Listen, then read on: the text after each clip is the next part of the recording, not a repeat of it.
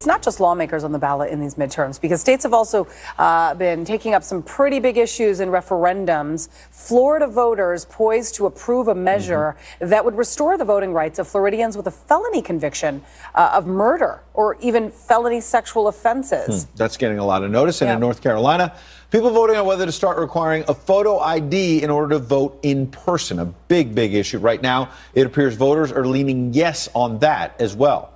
Voters also considering questions about abortion, Medicaid, and legalizing marijuana. You can check out a full list that's live right now on foxnews.com. I mean, the photo ID thing just seems like a no-brainer. I mean, voter fraud has been an issue. I mean, what have we been talking about since 2016? The president talks about people illegally voting. What better way to prove so that this isn't brought up in recounts, for example, where people are accusing certain parties of cheating? As we just heard. You go in there with a driver's license, as you should. I mean, when I went to go vote today, I still can't believe when I say my name, they believe me.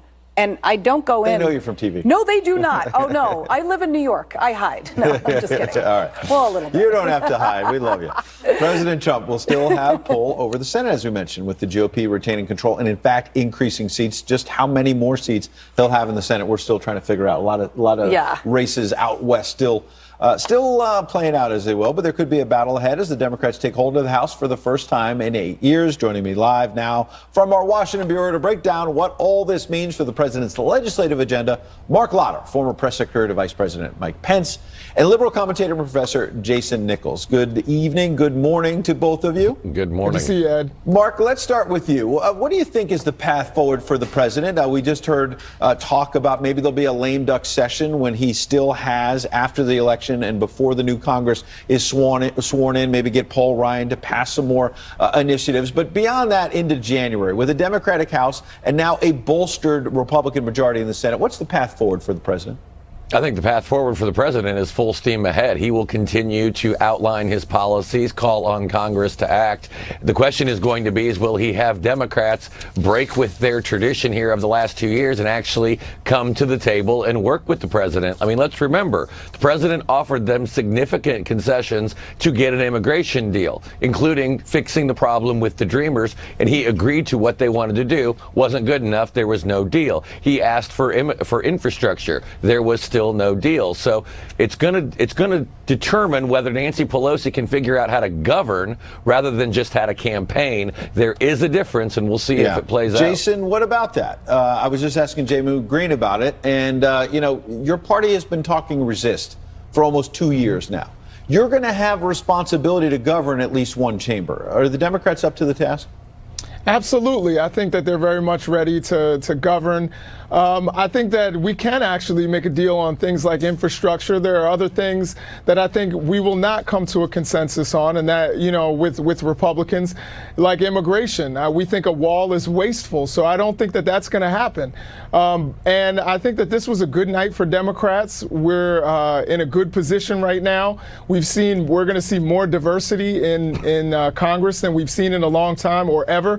So I think that this is a good night for us. It's exciting. Jason, how can you say it's a good night for Democrats? Of course, you're taking back the House. That's conceded. But you were talking about a blue wave for months and months. A blue wave to me is picking up 50, 60 seats, a tsunami like we saw in 1994, number one. And number two, a blue wave would not include the president of the United States gaining ground, not losing ground, not staying the same, but gaining seats in the Senate where now he can push through more judicial nominations and the rest. Well, Ed, as you know, we needed 23 seats. We're poised to gain between 32 and 35 seats. So I think that is a blue wave. What we wanted to do was to take back one of the houses. We knew we weren't going to win the Senate. That was clear. Gaining a couple Senate seats doesn't really do much for the president. I think winning the House does a lot for Democrats. So we're excited. I think it is absolutely a blue wave, and it absolutely was a referendum on the president because he lost in a lot of places. I got less than a minute, but let's let Mark in here. Mark, how do you respond to that? It's not even a blue drop in the bucket. They barely held on. Let's remember that President Obama lost 63 seats. President Clinton lost 54 seats. Ronald Reagan lost 26 seats.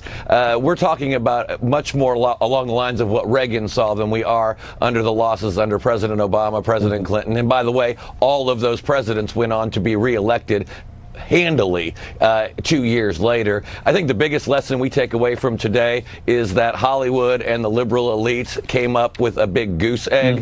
LeBron James shot an air ball in Houston. You know, the voters of Tennessee hit mute on Taylor Swift. Oprah got turned off in Georgia, and Obama got rebuked. We could go all night with you slamming Hollywood. By an inch or by a mile, brother. All right, an inch a mile, brother. Jason, Mark. I said by an inch or by a mile. By an inch or by a mile. All right.